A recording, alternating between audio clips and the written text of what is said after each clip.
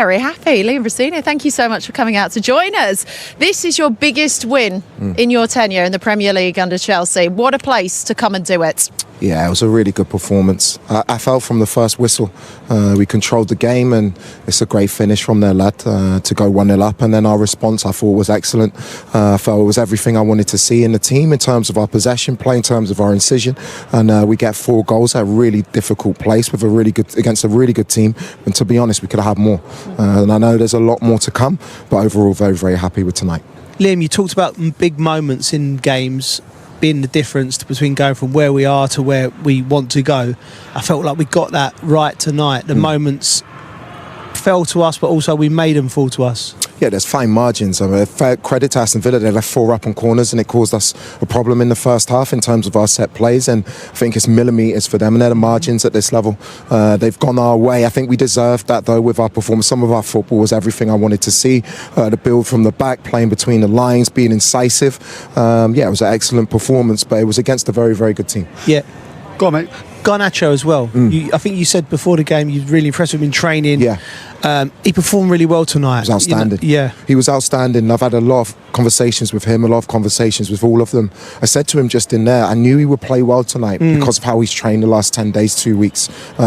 He's been disappointed not to play, and he should be in a really positive way, but he's shown that in his training and the meetings that we've had, and he put it into practice there. I felt, not just going forward, I felt his defensive. Matty Cash is a top fullback. He did his job on him, but I could go through the whole team. Joao Pedro, Reece, Moy, Cole gets his goal. The back, Trevor was again Trevor. It was a fantastic team performance. Yeah, just with regards to Joao Pedro as well. I mean, I said I'd pay money, him and Cole Palmer especially. So, just how good is he, Joao Pedro? Scary. Really? Scary, but all of them, the age that they are, it's a joy to work with them every day. His mentality as well, he's a warrior. Joao, he's a fantastic footballer, but he's strong, he's physical. We've worked a lot with him about his positioning in the box, and 2 of his goals I'm delighted with because they're literally in the 6-yard box, and that's where strikers get goals, and we know he's an outstanding player, and for me he's got even more to go, which is even better for us. Can I throw it forward to the Paris games, Liam? So you've managed in France. Let's get Wrexham first. I've enjoyed that for 5 minutes. But just interesting one in between. We've got a really tough league game in between, and Paris have been given the weekend off in Ligue 1. I mean, that's the strength of the Premier League, right? You have to, you're delivering every 3 or 4 days. And no, Ligue 1 just come from there. It's a top league. We can't control what the schedule is of the opposition, but what I've said to the group is it's going to take a group. The team's going to change for Wrexham, the team will change for Paris, the team will change for Newcastle, but you can see with Ali's performance especially, I need a group, because that's what, and Romeo coming back as well is a big plus for us. Yeah, see, I'm thinking of Paris because before Wrexham, I'm going to Wrexham as well, but we have a nice lunch in Paris before. Yeah, I know you're planning that. But Liam, I wanted to ask you about the togetherness that you speak about, because the boys noticed the huddles that were going on out there tonight. Is that come from you? No, that's come from them. They want to show unity, they want to show strength and togetherness, and I think I don't want to, it's not anything to do with the opposition. We're a young group, and the biggest thing I can do is help them grow in terms of that kind of stuff. I think it's massive. To be successful, you need to be a team, you need to be together, and I think overall in my time with them, they've shown that in pretty much every game. There's not been a lack of effort or spirit in the mentality of the team.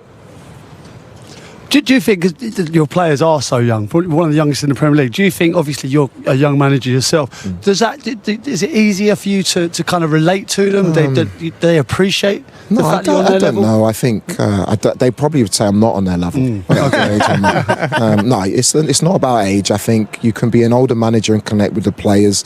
You can be a younger manager and not connect with your players. It's just about the fit with the group. What we can't do is get too carried away.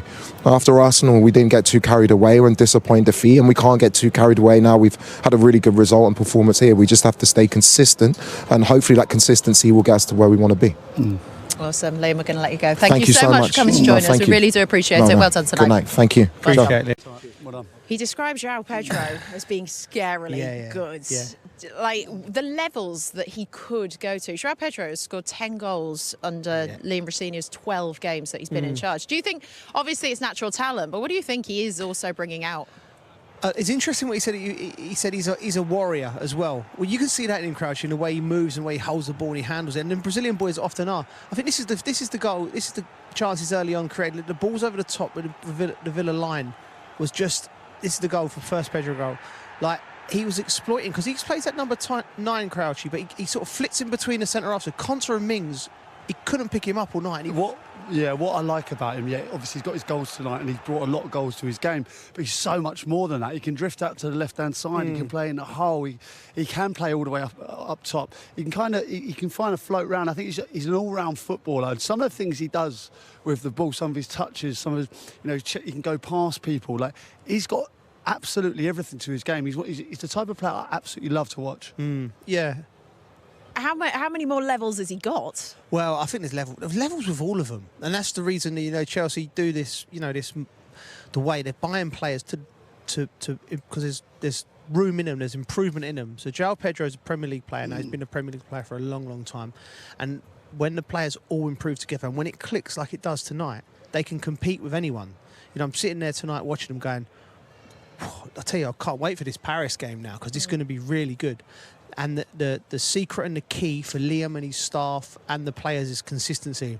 He's right, I went straight to the Paris game asking him. He's Wrexham at the weekend. That's a different challenge. Crouchy will tell you. Like, Bill Parkinson was here tonight taking notes. Yeah. Yeah, he'd have had to take a lot of notes as well, because there was problems.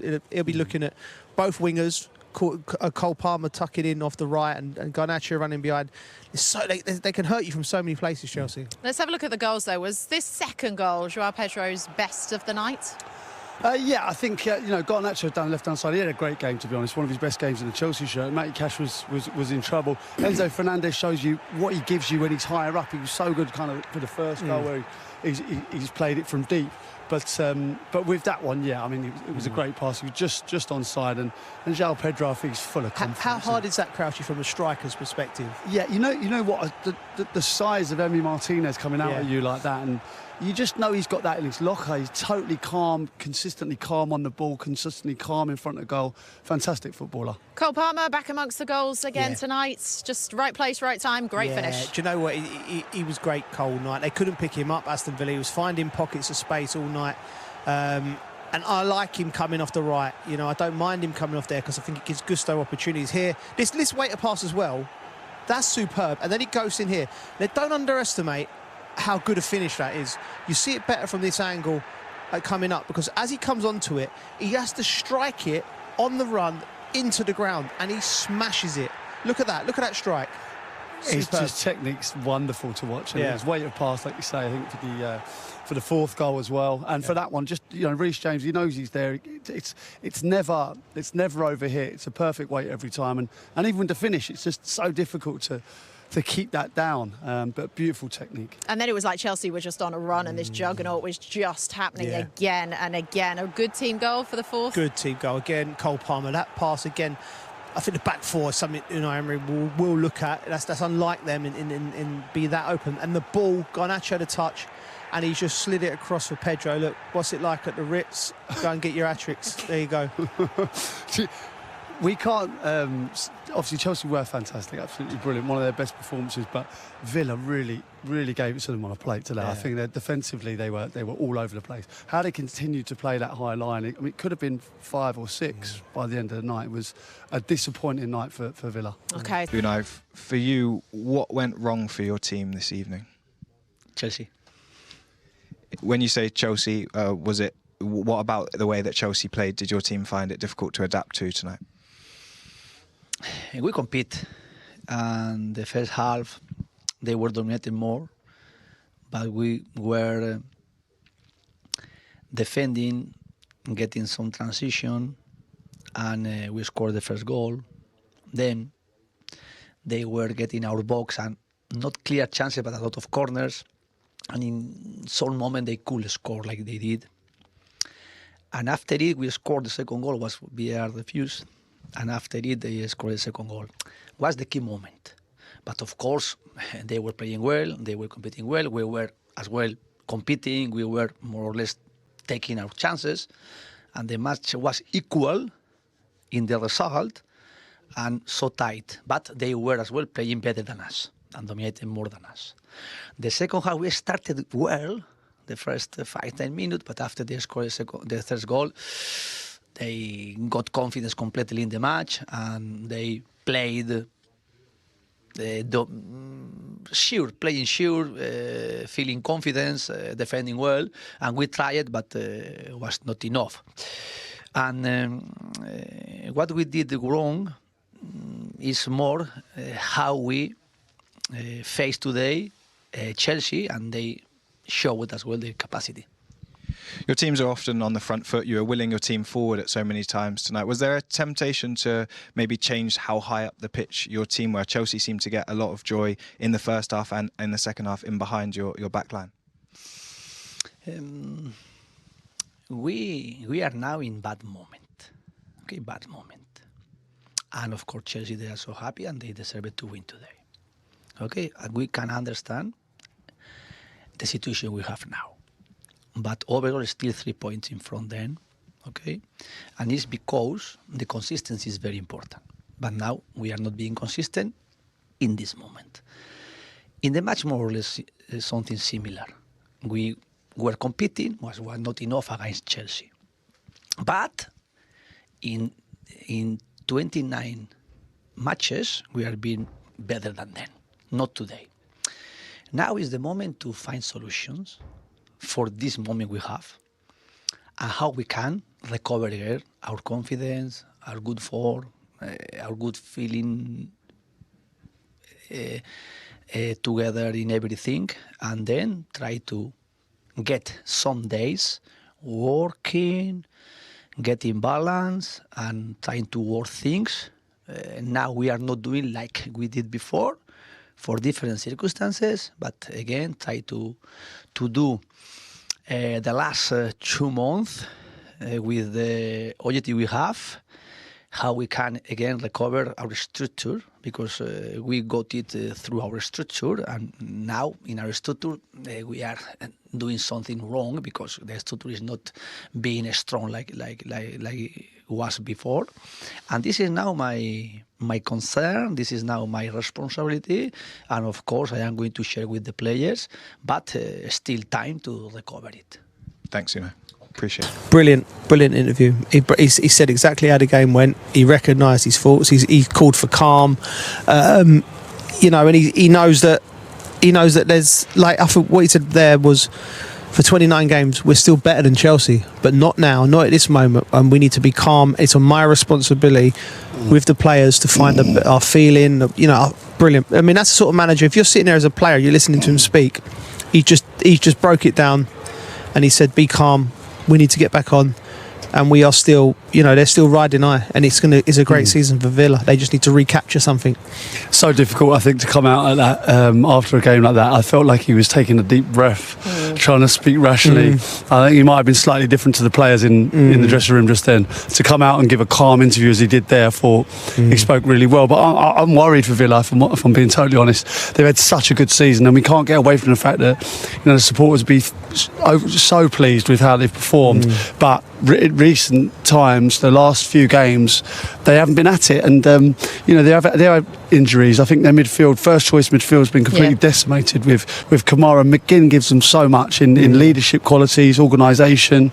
He works so hard, and they look a hell of a lot more organised when he's playing. And Yuri Tielemans as well is so integral to this setup. They're missing top players, but all of them teams, Manchester United, Chelsea, Liverpool, Villa, all have had spells in this season where they wouldn't have had their best players out.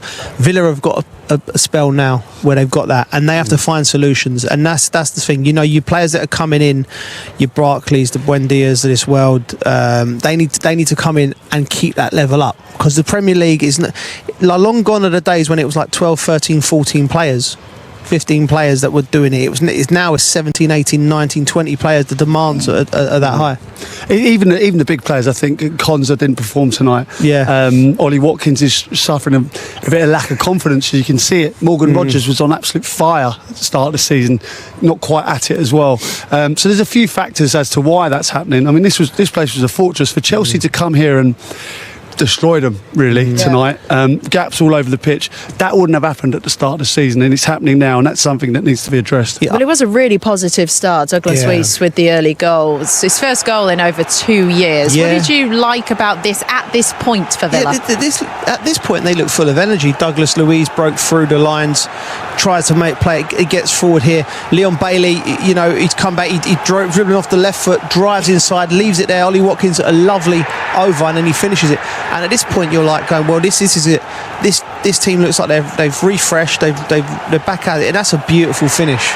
Really good goal, wasn't it? Yeah, really good goal. Nicely worked, Leon Bailey, and it was great from Ollie Watkins. I felt for him because he had a real hand in that goal, and then he was so close to getting the goal. And it might have been a different game. I think Unai Emery mentioned it in his interview after there. That was the key factor of the game. Yeah, you said about moments, and maybe this was the moment for Aston Villa where it did all go wrong, because Ollie Watkins, he had big chances which he's missed tonight, and then of course the disallowed goal. Is this a worry in terms of confidence, not just for Villa but for England as well?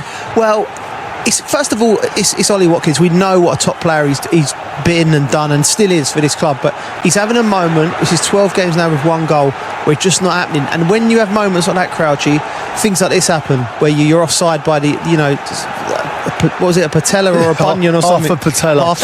I just feel so sorry for him in that moment, because I think he gets that goal. I think he goes and finishes that second one there. Yeah. The fact that hasn't gone in, or he hasn't been given that, he stutters there. I think Macca mentioned it in commentary. Maybe he just has got to lift it over him. He's probably thinking too much. I'll take it round him, I'll make sure, rather than just finishing it. He did find the goals. He had to wait a long time at the beginning of the season to buy a goal, so he knows how to get out of this sort of rut. He's only scored one in the last 11. You don't get to his age as a striker and not go through some kind of rut at some point, and you figuring out how to get it. But you're leaning on your confidence. You're probably watching videos yourself. You're maybe a little bit of extra training. I think it's quite counterintuitive. I looked at that Villa team tonight, and I've seen them multiple times this year, and they look like lacking of energy. But because they've been in this for so long, second, third in the league, in and around those places all season, it'd be a real disappointment for everyone here if they did drop out of it. You speak about having a couple of days off. Villa don't have FA Cup this weekend, so will they get a couple of days off? And if we look at the games they've got coming up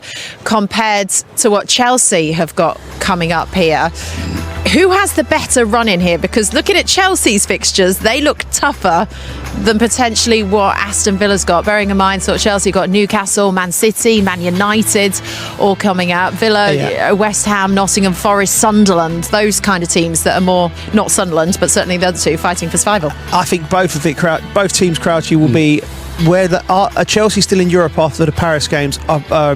Villa still in Europe after the Lille games. I think that then has a bearing, another two massive games in that bunch of games. But you'd want to be where Villa are rather than Chelsea. Have the points on the board, and it looks like a favourable running, but you just don't know. You just don't. Look what Wolves done last night. Yeah, we've had a brilliant first half of football here. 2-up Chelsea at half time. It's been end to end. It's been exciting, and it's Douglas Luiz that opened the scoring tonight. Crouchy, what did you enjoy about this goal? Yeah, he did. I think it was Ollie Watkins, the step over actually. Well, Douglas Luiz, if you see him in the centre of things, he has two attempts at the pass, receives it in midfield, comes kind of back to him quite fortuitously, and he sweeps out again, but he continues his run. I think this is brilliant from Ollie Watkins. He kind of makes it here because it's quite a slow ball in from Bailey, and the little step over, he must have got the shout, but it was fantastic the way he's just left the ball there, and it kind of took Chelsea by surprise. And what a finish that was. Yeah, what a finish. Douglas Luiz. He really a bit of beauty early on in the night, and it set the tone for the rest of the game. It really did. For Douglas Luiz as well, he's had he's been away for 2 years. That's his first goal in over 2 years. Been at Juve, Nottingham Forest. Does he feel back at home here? I think so. I think sometimes players, Crouch, you're at a place where you feel good. He knows the lads, he knows the fans, and he's been very good in the first half. All right, Joao Pedro has been the name for Chelsea in this second half. I guess the warning signs were there though. Yeah, they were. I said before the game, Cole Palmer and Joao Pedro as well, the players I'd pay to watch. It was a great ball from Enzo Fernandez. He showed what he can do from deep, and for the second goal, what he can do when he gets in and around the box. And you have to say Rodgers completely switches off, and the same goes for Matson as well. But once he gets in there, it's a great ball in, and Joao Pedro striker's finish. The ball in's superb, because he's had to put so much pace on that. Anything lesser than that, and it's being cleared at the near post. Wonderful ball. Joao Pedro's been sensational. And the second, Like, as it comes with Enzo Fernandez here, picks a lovely little pocket here, lovely way to pass, and just scoops it in behind. And Nat Crouch is sublime. He's just so good at finishing there, isn't he? It's unlucky, really, because Ollie Watkins had one. He was half a patella offside. This one's half a patella onside. This is a bunion onside there, I think. And you know what? When he gets in these positions, though, you just know he's so calm and composed. He's got that little dink in the locker. Beautiful. 16 goals, all comps this season. The move from Brighton has worked for him. He looks at home at the very highest level in football, and you know what you look with him. Players look for him. Cole Palmer looks for him. Enzo looks for him. He's a top player.